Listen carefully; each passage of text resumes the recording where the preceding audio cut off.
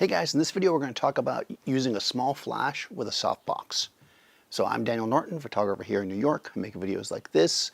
This is going to be about gear. We make them about philosophy, about technique as well. So if you're interested in that kind of stuff, go ahead and subscribe.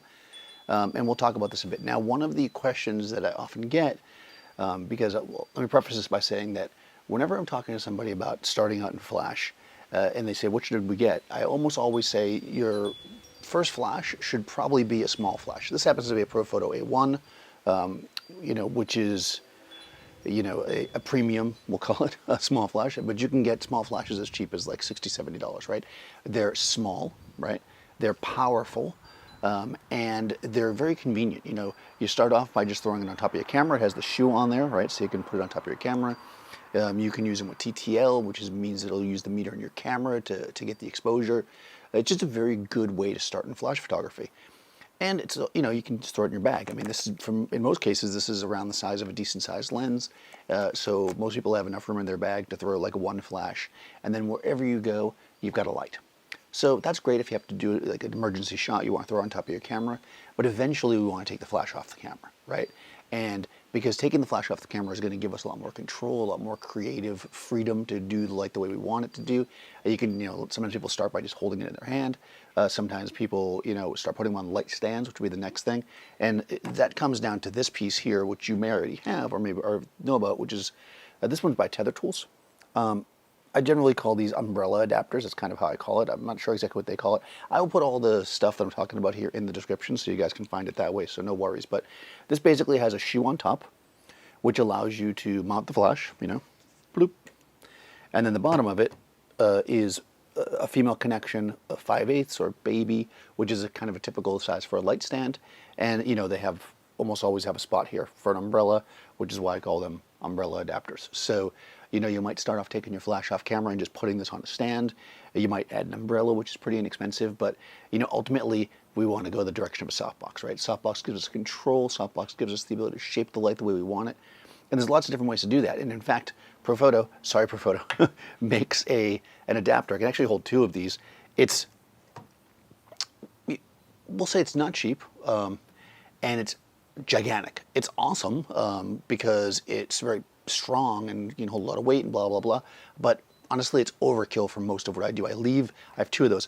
I leave them at the studio. So when I want to use my ones at the studio, they're there.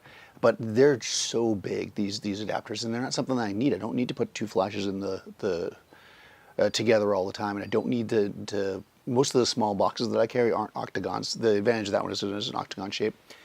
So what I did was I just started messing around and seeing what I thought would work. So I tried a bunch of different things, and ultimately I came to what I think is a really good solution. It's not super expensive, and it works really well. There's some drawbacks, and I'll talk about that in a second, but generally speaking, I do a few things. I have this, which you may already have, but if you don't, I recommend getting the Tether Tools one. You can use a different one and kind of rig it up, but this one is great, and the reason for that is because, which I'm going to talk about in a second, is when you take this shoe off the top, it is basically a 1/4-20. So now many of them, when you take the shoe off, there's a pin in there that's 1/4-20, and that's also fine, right? Because ultimately you need that 1/4-20 thread because you're going to need that for what we're going to do here. So this Chimera device actually comes, it's 3 pieces. So there's the ring itself, which is just basically a basic ring. There's a little screw nut here, and there's this, I guess there's 4 pieces. There's this, and it actually comes with a shoe as well, but I didn't need that because I already have that one here. So these pieces together are going to allow you to, I'm going to build it for you, but this is going to basically allow us to mount any softbox we want onto a light stand. So you can mount it a few different ways depending on what you're doing. Because I'm using a small box, because I'm using a small flash, I'm going to mount the shoe at this end of it, out here. If you were doing something that was very, very heavy, you might want to put your adapter here. Like if you're going to mount a really large box, you might want to put this can go here. But I'm going to put it here. Partially because it saves me a piece, right? I don't use many pieces because I don't need an extra shoe. And what we're going to do with this is essentially screw this together.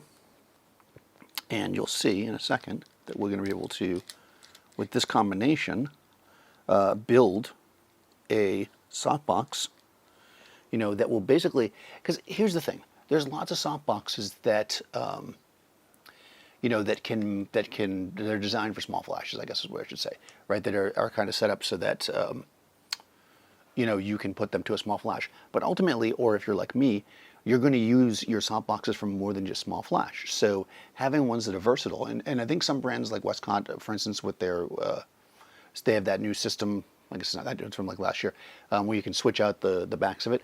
Very clever. More people are doing that. And I think the reason for that is because, right, people realize I don't want to buy a softbox for $100 for my small flash, and then when I get studio flashes, I can't use it. So you want to use the same softboxes. So because of that, this system is great, because if I already have studio softboxes or I'm planning on getting studio stuff later, I can use my softbox. So I'm just going to show you. This is my favorite box right here. This is the extra small Chimera shallow. And with this, you know, I can basically build my box pretty easily like that. And now I've got a nice, you know, Chimera box, not some, you know, made for speedlight kind of wonky, you know, I've got a nice good box, so that would, you know, it's going to last me a long time. Now, downside to this, okay, as you can probably see, I can't just turn the thing, right? It doesn't rotate, which means that what I need to be able to do is consider that if I'm going to use the box in a horizontal way, so let's say like this, I just need to build it that way to start off. You can build it that way just by putting the ring on the other way, right? But if you're in the middle of the shoot and you're shooting like this, and then all of a sudden you want to turn the box, yeah, it's going to take a minute, right? You have to take it apart.